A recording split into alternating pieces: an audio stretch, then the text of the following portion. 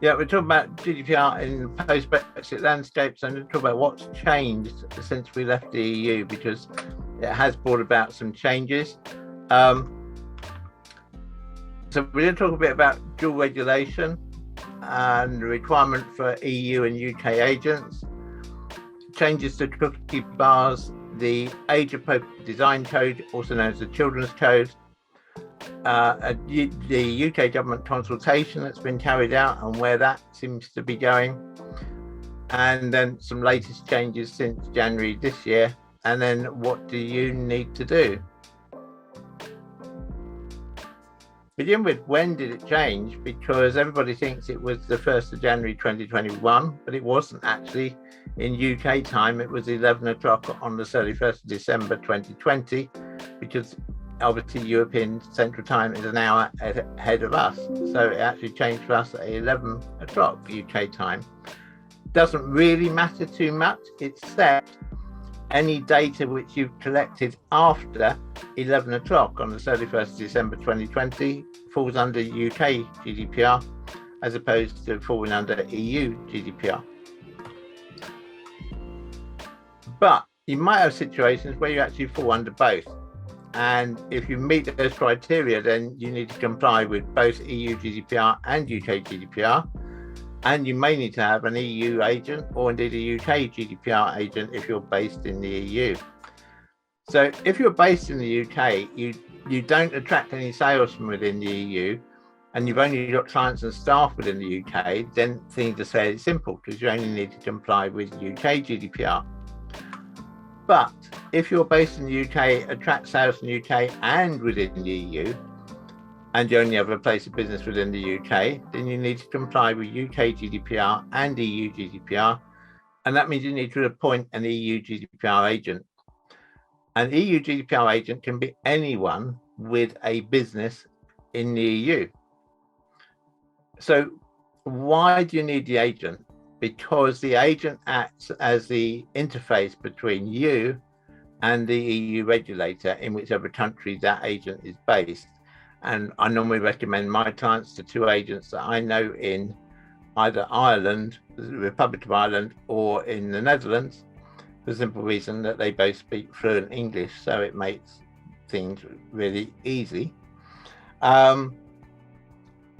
But why do you need them? Why would you bother with an agent? Well, because if you don't have an agent and you breach GDPR, and that might be a data breach or it might be some other breach of GDPR, if you are based in the UK, you have no EU agent and you have a breach of GDPR, each of the 27 countries in the UK, in the EU, can levy a fine on you. So even if each country only fined you 500 euros, 27 times 500 euros is 13,500 euros. Contrast that with if you've got an EU agent, you'd only get fined by one EU country. Very unlikely that one EU country is going to fine you 13,500 euros for that sort of problem. So you probably get away with only being fined 500 euros, which makes the 1,000 euros or so a year you might pay to have an EU agent a really good investment. But what about the other way around? Well, if you're based in the EU, you don't attract sales from within the UK, and you only have clients and staff within the EU, you only need to comply with EU GDPR. But if you're based in the EU, attract sales from the EU and the UK, and only have a place of business within the EU, then you need to comply with EU GDPR and UK GDPR. And this time around, it's the opposite to before. You need a UK GDPR agent, someone like me. And again, the same rules apply. However, if you're in the US, let's say, or Australia, or somewhere outside the EU and the UK, and you track sales from the EU and the UK, you need to comply with EU GDPR and UK GDPR, and you need an EU GDPR agent and a UK GDPR agent. And they're not allowed to be the same person, by the way. They have to be two different people.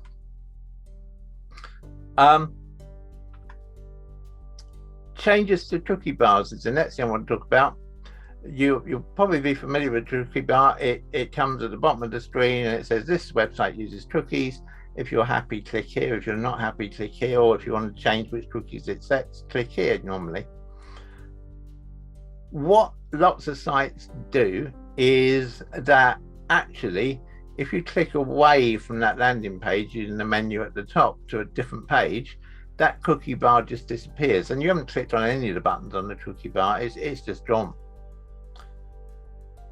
The ICO is really clamping down on that, and so they're now saying that's not acceptable. If you display the cookie bar, you have to wait until the user has selected one of those options. Either they decline all the cookies, they accept all the cookies, or they choose which cookies they want to have.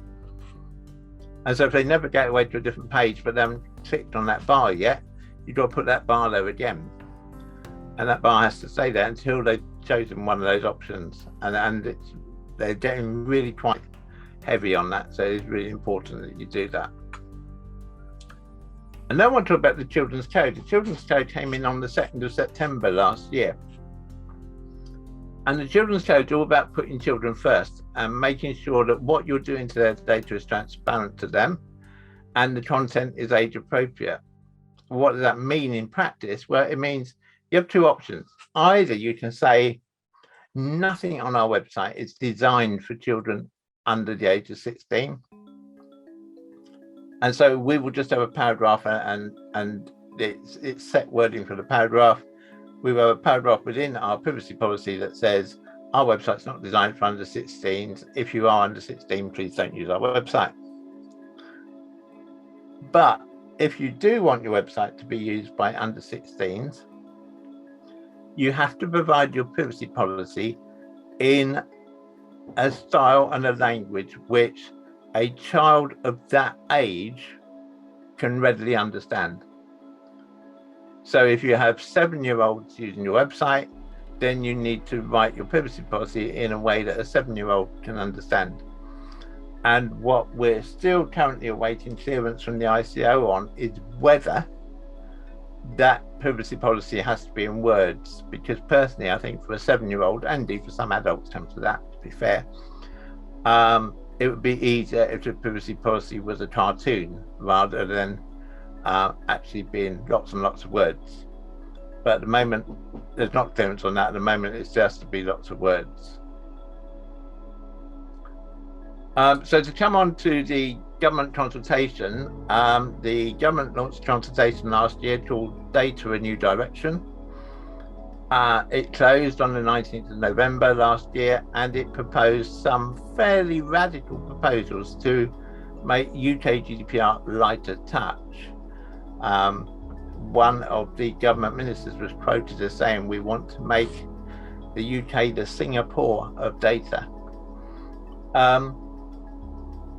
Since then, they have had lots and lots of responses. And in fact, when I was last talking to somebody at the department, their best guess is it's going to be somewhere midsummer before they finish collating all the responses they received. And they've then got to try and base a formula out of those on what they will change about GDPR. The other thing which has happened is that our actual information commissioner has changed. Elizabeth Denham, who was the information commissioner in 2018 when GDPR came in and was responsible for an awful lot of UK GDPR, she's now left. She's gone back to Canada, and we now have a new information commissioner from New Zealand, and he has actually been in the press this week saying, "I don't think GDPR needs many changes at all." So in a way that's good, because that's the message that practitioners like myself have been pushing back to the ICO, that really don't change it yet. It's still too soon. So hopefully there won't be any significant changes. I actually think if there are going to be any changes at all, they're not going to happen this side of the next general election. That would be my best guess. So I think in this term of Parliament, there's so many other things going on already. I mean, obviously COVID's had a big effect. Now, of course, we've got Ukraine. I simply can't see government time being allocated to it, but we'll see. I could be wrong. So it's something I'm keeping a watching brief on, but I wouldn't worry at the moment about changes to GDPR or the fundamentals of GDPR. So what has changed, or where have been recent rulings? The first one is in terms of Google Analytics. If you use Google Analytics on your website, you must have in your privacy policy that you use Google Analytics, and people must be aware you're using Google Analytics. And the reason for that is because Google Analytics is actually sending information back to servers in the US. And the problem is that the security that's used on that communication has been deemed to be not compliant with GDPR, because the US state can intercept that data, and GDPR doesn't allow for state interception of data, and so therefore it's not compliant. And so you need to be very careful to include in your privacy policy and in your cookie policy that you are using Google Analytics if you're using it. On a similar vein is Google Fonts. Google Fonts can be used two ways. You can either download Google Font onto your web server and serve it from there, and that's fine. Or you can call it via the Google Fonts API, which is what most people do. That same method back on the Google Fonts API is also transmitting data back to California in a method which is not acceptable to GDPR. So if you're using Google Fonts via the Google Fonts API on your website, you as a company or an organization are not GDPR compliant. And this one can be expensive, because what the ICO has said is, if we carry out an audit of your website and we find that you're using Google Fonts via the Google Fonts API, we'll write to you and let you know that we've discovered that. Oh, and by the way, we'll fine you £100 for each day that you continue using Google Fonts until you rectify the situation. And so that can be very expensive. So if you're using Google Fonts, then make sure you're using them locally. Do bear in mind the children's code, as I mentioned earlier, it came in on the 2nd of September last year.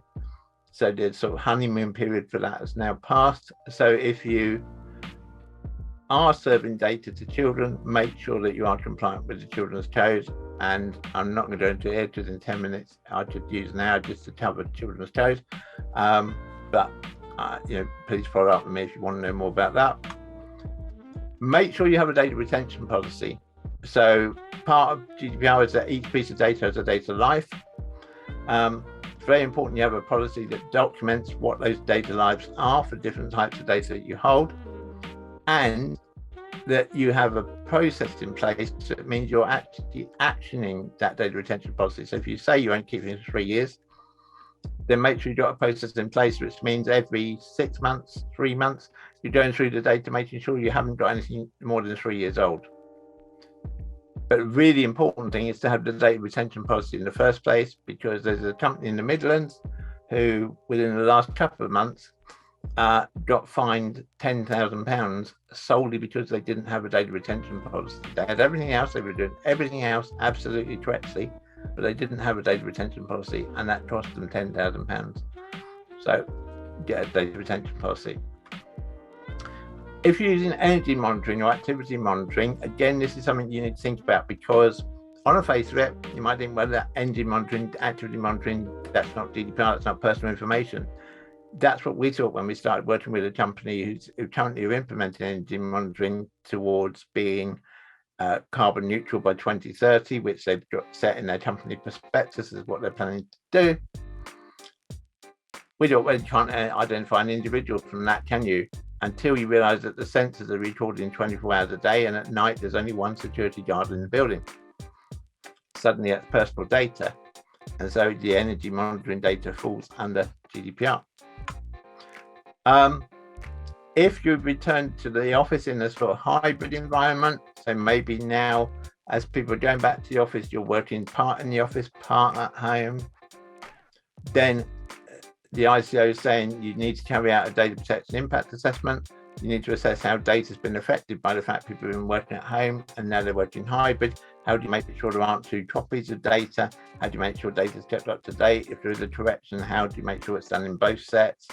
All these sort of things need to be taken into consideration in a data protection impact assessment. It's really important to do one of those. The other thing which the ICO is starting to tighten down on is make sure that you have a GDPR training register. So you have a register which details for each of your members of staff, when did they receive GDPR training, who delivered it, was there an exam, if there was an exam, what happened, if there wasn't an exam, it doesn't actually matter, but it's important we talk whether there was an exam or not. And just as importantly, when have they had refresher training and who delivered that. And it doesn't need to be a complicated document, it can just be an Excel spreadsheet, but it's really important that you have a training register. And the other document, which is absolutely crucial that you have, is that you have a data breach register. And again, it doesn't need to be complicated, it can just be a spreadsheet, but it needs to have in it the date the data breach occurred, what the data breach was. Did you notify the ICO? If you didn't, how did you decide that you didn't need to? And either way, whether you did or you didn't, what actions have you taken to make sure that or to minimize the chance of that particular breach happening again? And I always say to people, look on your data breach register like you would the accident book. You wouldn't fire somebody for cutting their finger 3 times in a week and putting it in the accident book. So don't fire somebody for having 3 minor data breaches in a week. Do what training that person needs to enable them to stop making all of those data breaches. Next one is beware of the showroom sleuth, and this is something which the ICO has now started doing, which is equipping their inspectors with body-worn cameras. And so they can go into, for example, a car showroom, attract the attention of one of the people sitting at a desk, ask to look at the car. What they're actually doing is they're filming what that person does when they stand up from their desk. Do they actually lock their PC or their Mac or whatever they're using so that no one can see what's on the screen, or do they just walk away and leave the screen open to everyone? Yes, which is a breach. So again, just be aware that they're now doing that. So just be cautious. If you know clients or yourselves who work in that environment, do make sure whenever you stand up to serve somebody, you're locking your screen. And the final one, and this is real stop the press, this only happened on Wednesday, is that the ICO has now approved the new UK standard contractual clauses. So if you are sending data outside of the UK, whether that's to the EEA or outside of the EEA, then you need to include the new standard contractual clauses as an addendum to any data processing agreement. If you have an existing agreement that's already in place, there's a honeymoon period of 18 months to actually get these new clauses into place. However, if you have a data processing agreement that has not yet been agreed and signed, then you need to get the new clauses into it straight away, because the honeymoon period is only for pre-existing contracts that are already there. So in summary, can you do all this yourself? Well, yes, you can. But I would say that rather like if you try and fix your car by getting the Haynes manual, don't be surprised if when you put the engine all back together, you've got a bolt left that you've absolutely no idea where it goes. And so, yes, you can do it yourself, but sometimes it's better to get some professional help. I'm obviously going to say best person for professional help is me. I've worked in cybersecurity since 1997. I've specialized in GDPR since 2016. I'm presenter and producer of the GDPR Weekly Show, now officially the #1 GDPR podcast worldwide. I'm the author of a book called GDPR Made Simple, which you can see there, which is available now on Amazon, and I'm the managing director of Insurity. And so I hope that presentation has been useful, and thank you very much, Ewan. I will end the slideshow and hand back to you.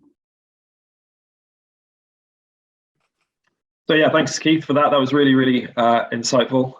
Yeah, a lot of information there to kind of take in and think about. Sure. What we're doing with it. So I had a couple of questions maybe. I don't know if you could help with. So just with regard to all those GDPR requirements, who exactly does, what size of company does it apply to? Absolutely everyone. From well, I say absolutely everyone, assuming you've got clients or you've got staff, then, which most companies have, because otherwise how do you make any money, then it applies to you. So the sole exception probably I can immediately think of is somebody who perhaps just trades in stocks and shares and they do it all themselves, and they don't, there's no one else involved in the company at all, then they probably wouldn't apply to them. But everyone else, it applies. It also applies to charities and organizations like that. So it's important to think it's not just business, it's any organization which is holding data. So if we were going to talk about, you mentioned data retention policy, so different types of data. If we've got customer names and contact details or supplier names and contact details, are there generally sort of acceptable time periods that we need to think about? I mean, most things are generally accepted to be 6 years, or which falls in with accounting things, of course. But some things aren't. For example, it's the accepted period for keeping details of job applicants who were unsuccessful. But sometimes you might have people who apply for a job, you give somebody a job, but you keep the details of other people to think be useful to keep